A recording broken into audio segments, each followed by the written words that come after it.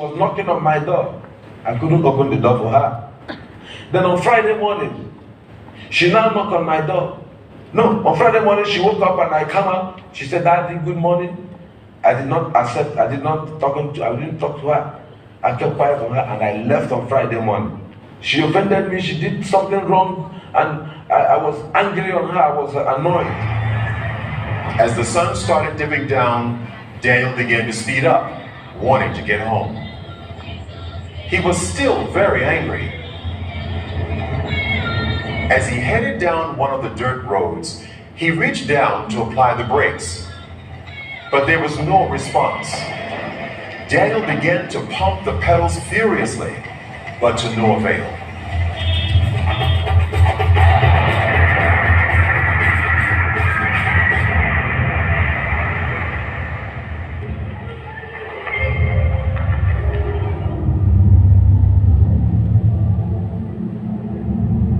When Nega arrived at the scene of the accident, she learned that Daniel was still alive, but in a very serious condition. When the ambulance that took me from the hospital and my wife, they were on a high speed rushing me to another better hospital. So suddenly I had some feelings, and for me to look up, I saw two angels. When Daniel saw the two angels, he wanted to let his wife know, but the angel indicated that he should keep silent. Immediately, Daniel's power of speech was taken from him. Nega began to cry, fearing that Daniel would die. The angels took Daniel by his shoulders and lifted him out of the ambulance. Suddenly, Daniel found himself in another place with one of the angels. Daniel, I have a lot to show you. As he looked out, Daniel saw a place where a multitude of people gathered, and their appearance was like that of the angels. Their color was pure white, and their bodies seemed to glow with radiance.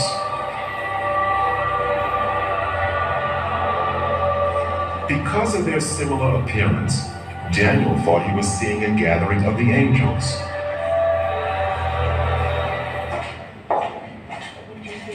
Where's Nega? Oh, I'm sorry. I'm sorry. There's nothing I can do for you. I'm sorry. This is the death certificate. Give it to the magician. He'll take care of you, okay? I'm sorry. This is not the gathering of the angels, Daniel. This is the gathering of the saints. The saints were worshiping God. They worshiped God with one voice and raised their hands as they were singing.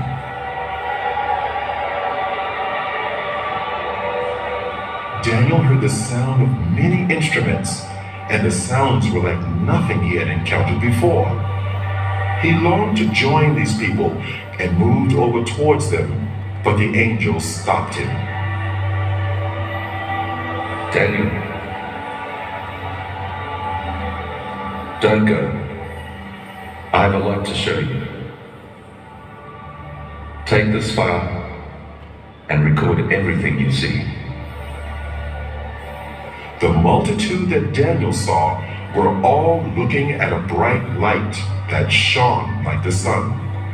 It was the source of all the light there. Let's visit the mansions Jesus prepared for his people. Immediately, Daniel was in a new place with radiant mansions as far as the eye could see.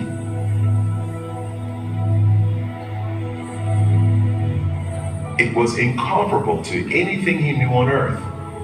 Though the appearance resembled buildings, the structure was unusual, not made of any earthly materials. Daniel, Jesus has finished his work. The mansions are ready, but the saints are not ready. We are now going to visit hell.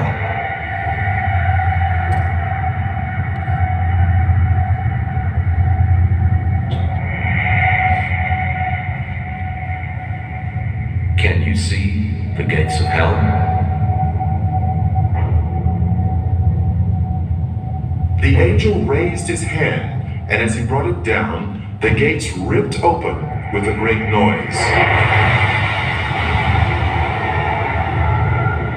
Daniel could hear the crying and wailing of many people, but he could not see any of them.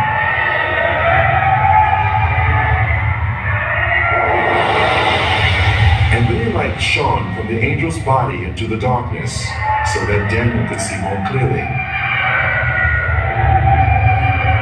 There were many people there, but unlike the souls in heaven, the appearance of these people was as it had been on earth. They were from every race, culture, and nationality. Every person seemed trapped in their own personal torment, a torment which would go on for eternity, and they could not communicate with others. The sounds of crying and wailing were almost deafening. Suddenly, they all seemed to become aware of Daniel and started crying to him for help. The people had flesh, but no blood, and they almost seemed to be on fire, although no flames could be seen. That place is not good for any human being created by God to go. And God did not make that place for human being. He made that place for the devil and his agents. But stubborn human beings who will disobey God like the devil will also go there. God have no mind to put every human being in hell. What was to follow was an earth-shattering statement by the angel. Daniel couldn't have imagined in his wildest dreams that he would hear the judgment. Daniel, if the book of your life was to be closed today, this would be your portion. No. I'm a pastor. I'm a child of God. I'm born again. And I preach all over this country. I mean, the country in which I'm... This can't be... No. This can't... Enough. Daniel, on your way to the first hospital, you were asking God to forgive you, but you would not forgive your wife, and your sins have not been forgiven. It is a matter of reaping what you sow. You cannot sow unforgiveness to your wife and reap forgiveness from God. And immediately he made that statement, my spirit convinced me that what the angel told me or the judgment on me is true. I didn't say no, because I remembered that I had a quarrel with my wife on Thursday. On my way coming back, I had the accident and died.